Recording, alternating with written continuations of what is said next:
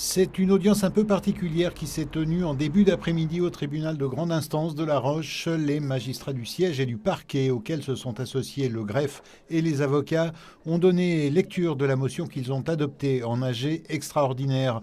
Les robes noires soutiennent leurs collègues nantais et refusent d'être les boucs émissaires désignés par le président de la République à la suite du drame de Pornic. Et si effectivement on réagit tant que ça, je pense que c'est tout simplement parce qu'on fonctionne avec des difficultés depuis plusieurs années, que au jour le jour c'est des missions qui sont lourdes, qu'on soit au parquet ou au siège on essaye de faire au mieux.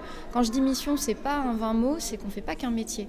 On le fait pour les gens, on le fait parce qu'on croit à quelque chose, et quand en plus on vient nous dire qu'on fait mal les choses alors qu'on ne nous donne pas les moyens, là ça devient très difficile. Et à La Roche, ce manque de moyens est évalué à 9 postes de fonctionnaires sur les 36 que devrait compter le tribunal. Cette insuffisance est aussi importante dans le suivi des condamnés. Au sein du SPIP à proprement parler, donc le service de probation et d'insertion pénitentiaire, il y a 11,6 équivalents temps plein, donc c'est technique, mais il y a 11,6 personnes à temps plein à travailler, et le directeur du SPIP considère que pour travailler convenablement, il faudrait 15 personnes à temps plein.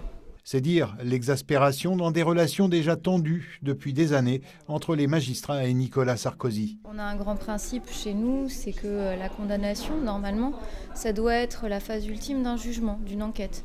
Et là, en fait, on condamne d'abord, et après, on voudrait faire l'enquête pour venir démontrer que ceux qu'on a condamnés sont effectivement les responsables. Là, c'est prendre les choses à l'envers. Et pour marquer leur soutien à leurs collègues nantais, les audiences civiles et pénales sont renvoyées au-delà du 10 février, à l'exception des affaires urgentes.